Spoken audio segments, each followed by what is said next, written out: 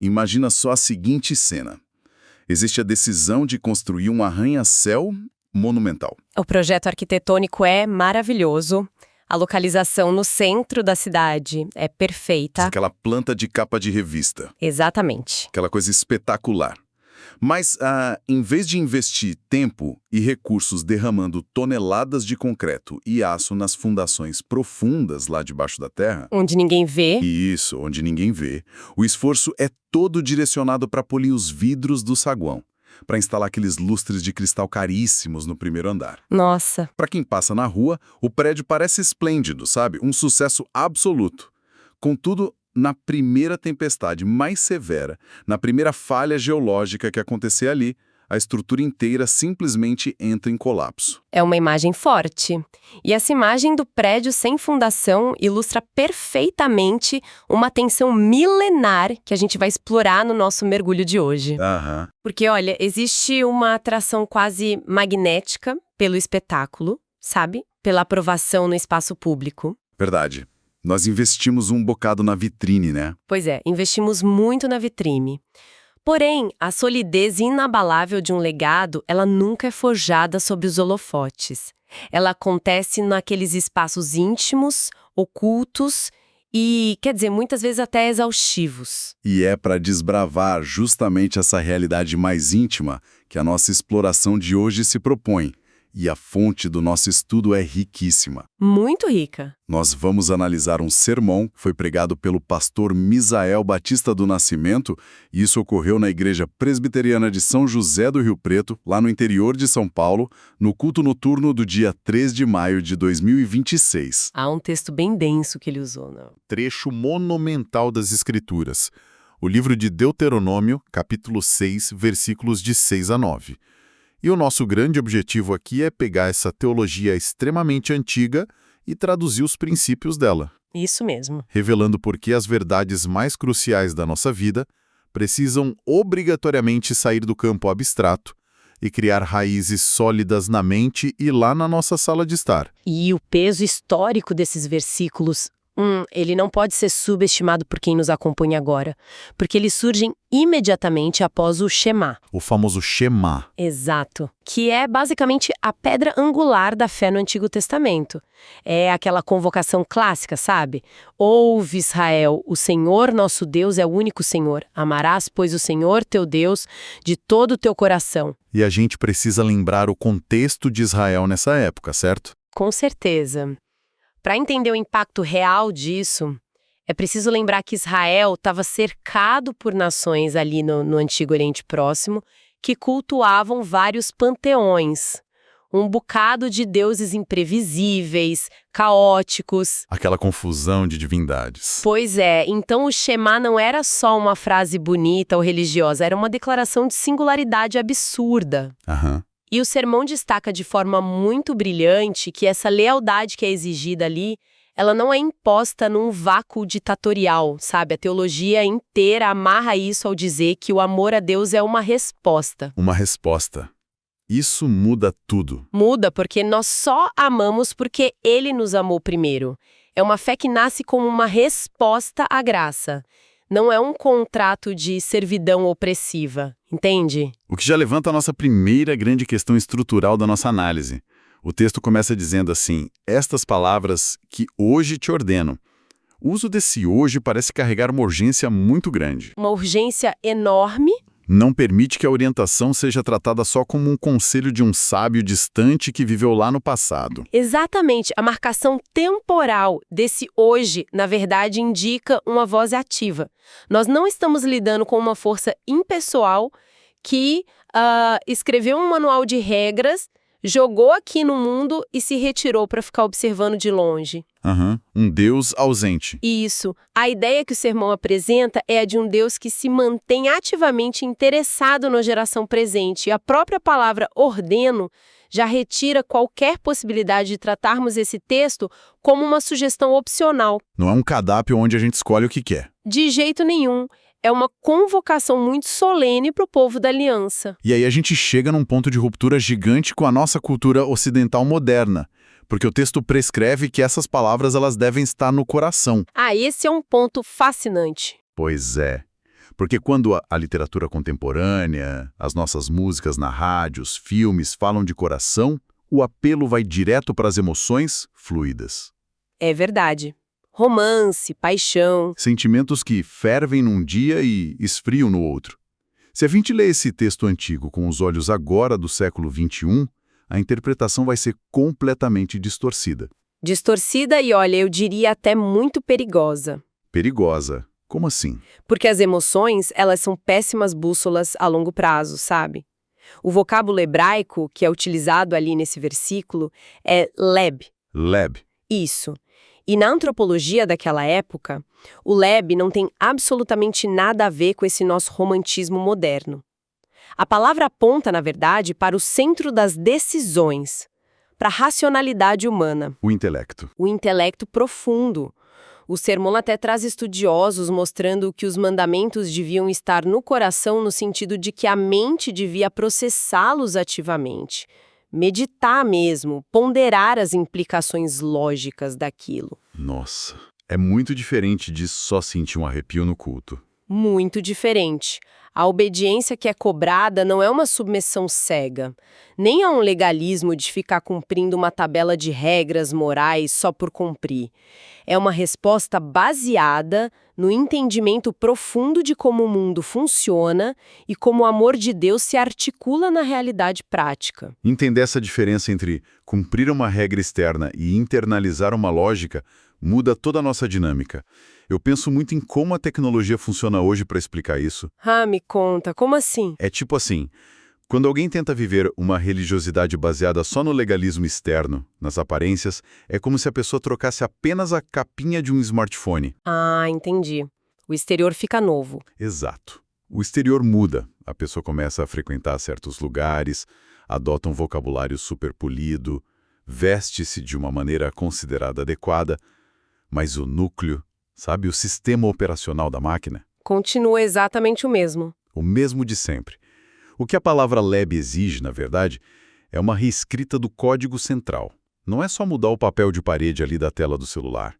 É alterar como a memória RAM é distribuída. Que analogia fantástica. Como os processos de fundo, como tipo a raiva crônica, a ansiedade constante ou o egoísmo profundo, são gerenciados pela máquina. A palavra precisa ocupar o pensamento primeiro, antes de virar qualquer atitude externa. E essa metáfora do sistema operacional, ela toca no mecanismo exato de como a fé opera psicologicamente na gente. Porque o mero legalismo, essa mudança de capa que você falou, é como se fosse um aplicativo super pesado rodando superficialmente no celular. Consome a bateria inteira. Exatamente. Exige muita energia manter essas aparências o tempo todo. Mais cedo ou mais tarde, sob o estresse de um problema financeiro grave ou de uma crise na família, a memória sobrecarrega, o aplicativo trava. E a tela apaga. A verdadeira natureza da pessoa aparece na hora da pressão. Aparece. Não tem como esconder. Agora, se o sistema operacional inteiro é que foi reconfigurado por essas palavras divinas, a obediência não gasta essa energia de fachada. Ela vira o fluxo natural do nosso entendimento. O que já deixa para quem nos acompanha um convite imediato, sabe? Um convite para avaliar as nossas motivações mais silenciosas. Com certeza. O desafio prático é buscar uma integridade onde o intelecto e as intenções invisíveis estejam totalmente alinhados com a fé, bem antes de qualquer exposição pública. É de dentro para fora. De dentro para fora. É preciso ter muita coragem para abandonar essas obrigações vazias que só buscam agradar a plateia, sabe?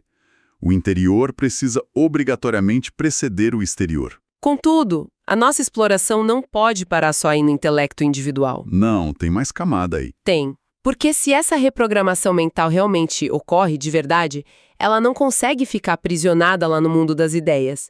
Uma mente alterada força uma mudança de comportamento no ambiente mais próximo que a pessoa tem. O ambiente familiar? Isso. O teste mais difícil para esse novo sistema operacional não acontece nos debates intelectuais chiques na praça pública. Acontece na sala de jantar. Naquele caos do fim do dia, sabe? Nosso que nos arrasta direto para o versículo 7, que muda drasticamente o foco para o papel dos pais e para o ambiente da casa. O texto instrui dizendo assim: Tu as inculcarás a teus filhos. A palavra inculcar em português já transmite aquela ideia de fixar algo na mente com certa insistência, né? Sim. Mas eu imagino que a raiz hebraica carregue uma intensidade ainda maior. E carrega mesmo, uma intensidade até surpreendente.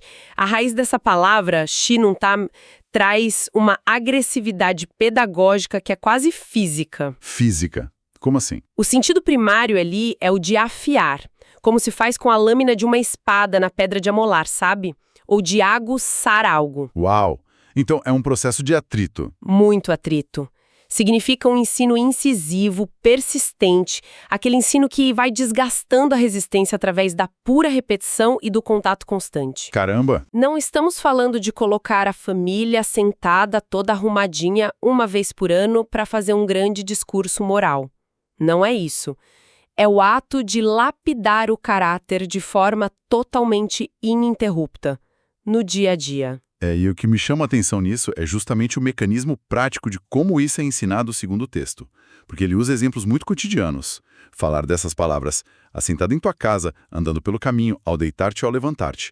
É uma imersão total na rotina. E a genialidade da linguagem bíblica aqui, que os estudiosos apontam no sermão, é o uso de uma figura de linguagem chamada merisma. Merisma. Explica pra gente o que é isso. É bem simples, na verdade.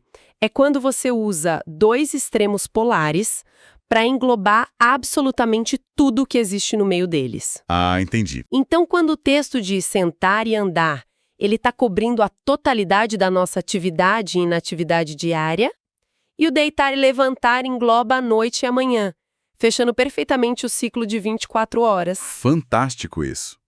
O que a fonte do nosso estudo evidencia é que essa verdade tem que se tornar o próprio ar que a família respira em casa. O oxigênio da casa. Ela permeia a logística apertada de levar as crianças na escola, de resolver um conflito chato sobre a louça suja que ficou na pia, ou de reagir ao cansaço financeiro no fim do mês. Exatamente nas coisas pequenas. E aqui nós tocamos numa das feridas mais profundas que foram expostas nesse sermão. Nós criamos, historicamente, uma discrepância dolorosa, monstruosa, entre o que a pregação chama de desempenho dominical. Ah, o desempenho dominical. E a realidade nua e crua de segunda a sábado em casa. Parece que a gente vive uma epidemia de indivíduos que dominam perfeitamente o vocabulário da graça em público. Mas que se tornam verdadeiros tiranos emocionais dentro das quatro paredes. Exato. Como é que uma mente que supostamente passou por aquela grande atualização de sistema operacional lida com essa dissonância absurda? Olha, a dura verdade é que essa dissonância revela que a atualização não ocorreu. Ponto. E o sermão não recua 1 milímetro diante dessa hipocrisia. A crítica é muito afiada contra atitudes marcadas por narcisismo, egoísmo e aqueles abusos que vão esmagando os familiares na privacidade, sabe? Enquanto lá fora, na comunidade, a reputação segue intocável. Intocável. O texto de Deuteronômio, quando ele exige que a palavra permeie a vida comum, o deitar, o levantar, ele atua como um holofote implacável. Não tem esconderijo para o mau comportamento em casa. E os desdobramentos psicológicos e espirituais de uma casa onde a fé pública não bate com a realidade privada, eles são catastróficos, não são? O sermão faz até referência direta ao que os profissionais da saúde mental observam em consultórios diariamente. São danos incalculáveis. Porque eles atingem a estrutura primária de como aquele indivíduo formula a própria compreensão de mundo e de amor. Nossa. Pense bem. Quando ocorrem traumas ou abusos no âmbito familiar, que, em teoria, deveria ser o porto seguro por excelência da pessoa, ocorre uma espécie de curto-circuito neurológico e teológico. Faz todo sentido. Imagina a dificuldade imensa que uma criança tem em compreender o conceito do amor de um pai celestial perfeito, se a figura paterna terrena que ela tem como referência primária foi uma fonte de medo, de humilhação ou de dor crônica. A linguagem teológica acaba virando um gatilho para o trauma, então? Vira um gatilho fortíssimo. Se os pais ensinam a Bíblia de forma teórica, mas agem com crueldade na prática, a mente de quem está sofrendo ali não rejeita apenas o pai agressor, ela rejeita a Bíblia junto. Que tragédia silenciosa. A quebra de coerência entre a teoria que é ensinada e a vida real que é vivida ergue barricadas emocionais enormes, quase intransponíveis, contra a própria fé no futuro. O que nos empurra para uma reflexão inescapável para a nossa própria rotina. O cristianismo genuíno, sabe, a integridade moral verdadeira, ela não passa pelo seu teste final quando nós somos aplaudidos por estranhos na rua. Definitivamente não. A prova de fogo, ela ocorre sob a luz bem fraca do abajur do quarto. Quando o cansaço do dia é gigante e nós escolhemos exatamente o tom de voz com que vamos falar com a pessoa que divide a vida com a gente. É o teste do cansaço. A saúde de uma casa demanda que as grandes verdades encontrem muito espaço nessas pequenas rotinas.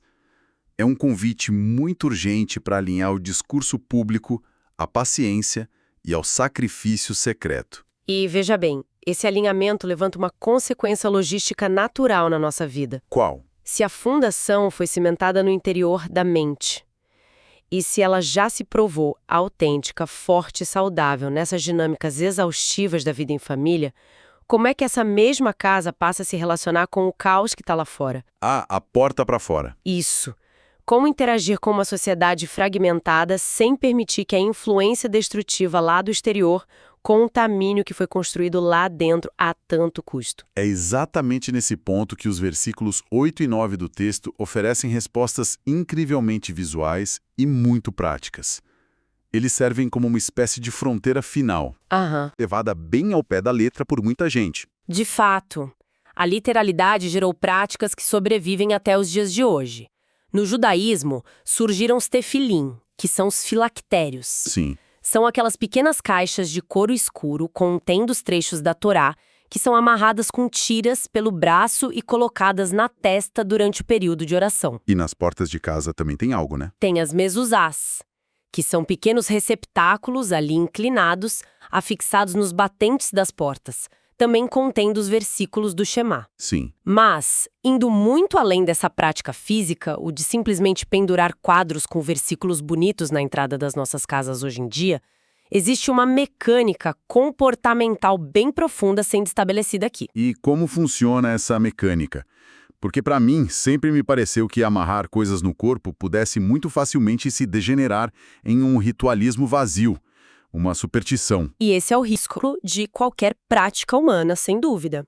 Contudo, o propósito original, e que foi muito bem capturado no sermão através das análises, é o condicionamento. O simbolismo é brilhante. Como ele se conecta? Olha só, a mão representa a ação humana, a força de trabalho, a nossa conduta mais prática. A testa, especificamente essa área entre os olhos, é a nossa câmara do pensamento. Onde processamos as coisas. Isso.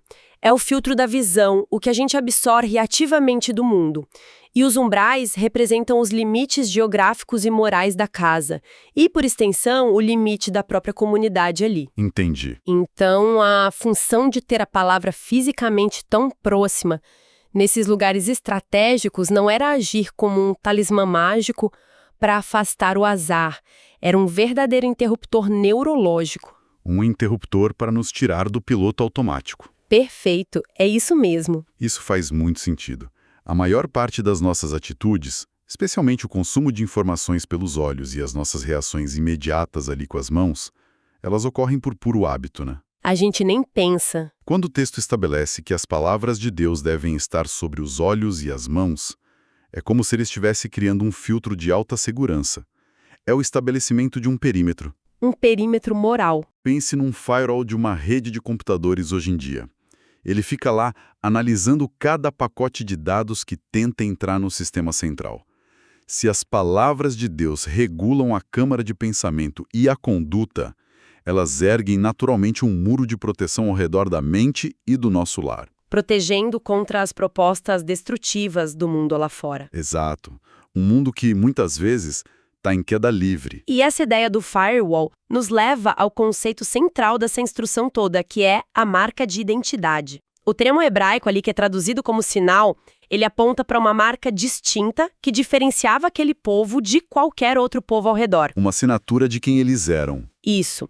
Eles passavam a ser definidos não pelo seu poder militar ou pelo status econômico que possuíam, mas sim pelos valores atados aos seus membros. E o sermão cria uma ponte teológica muito perspicaz com as visões lá do livro do Apocalipse. O Apocalipse. Que salto interessante. Sim, no Novo Testamento, essa mesma guerra sobre quem tem a jurisdição sobre as nossas mentes e mãos reaparece com força total. É a famosa e, muitas vezes super mal compreendida marca do Apocalipse. Exatamente o mesmo princípio em operação.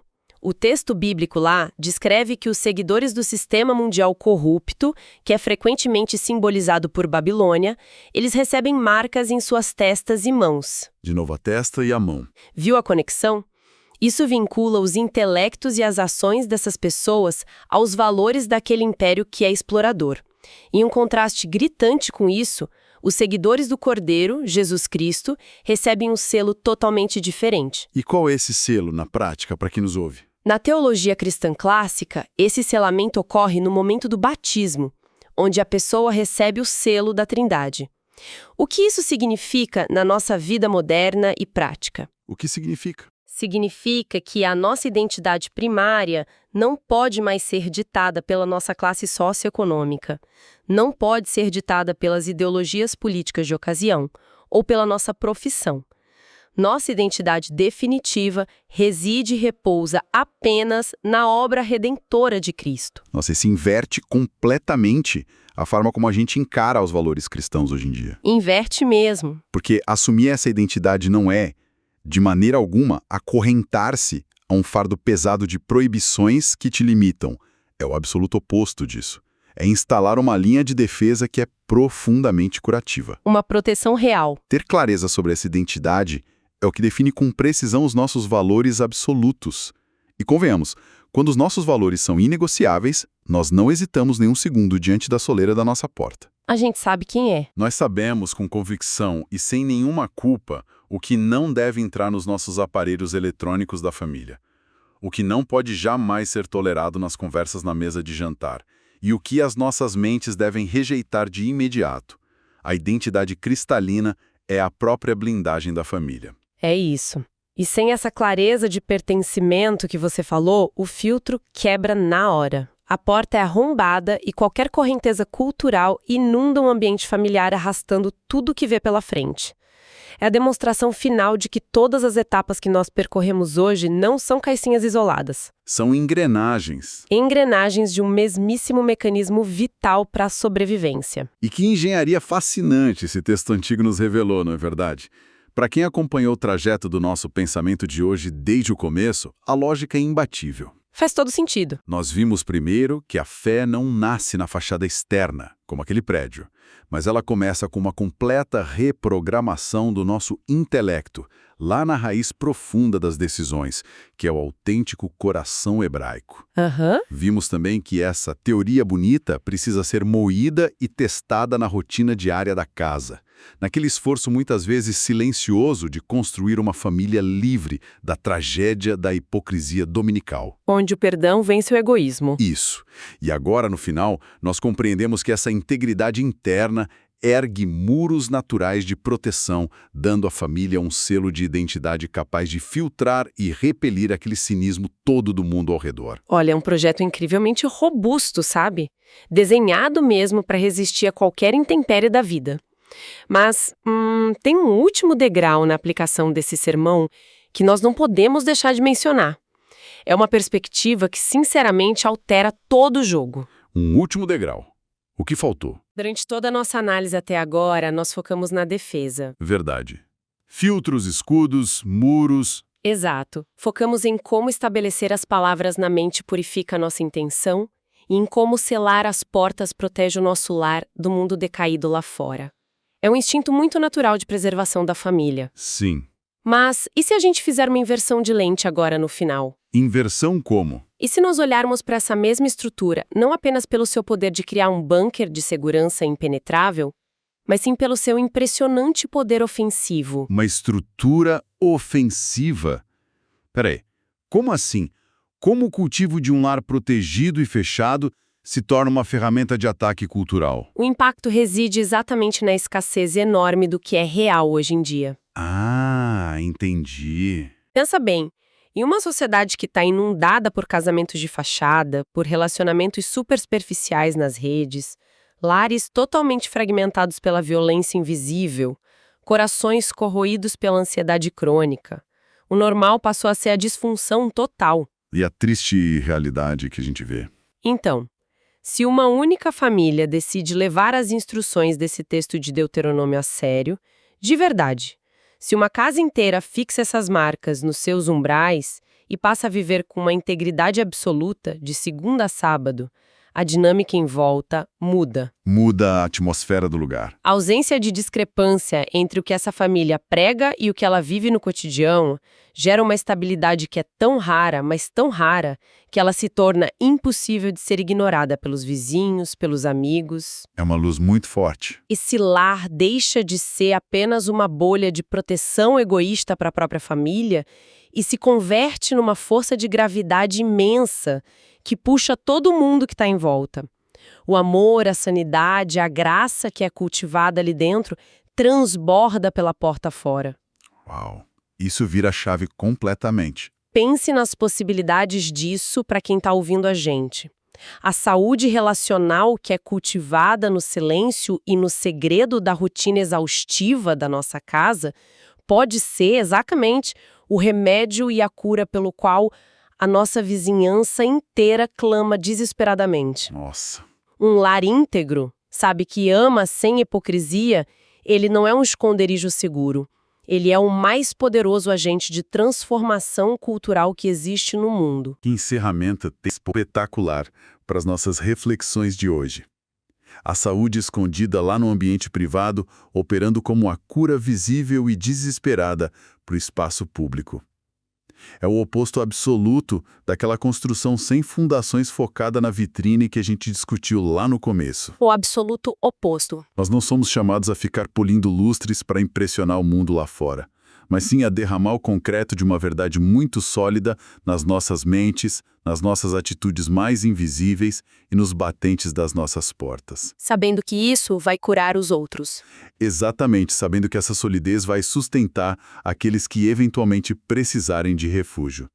Fica aqui o nosso agradecimento profundo pela companhia de cada um que acompanhou a gente e que separou esse tempo valioso para nos ouvir hoje. Foi um tempo muito rico. Tem sido um privilégio sem tamanho mergulhar e investigar essas sabedorias milenares que, como vimos, permanecem mais atuais do que nunca na nossa vida. Um grande abraço a todos e até a nossa próxima exploração.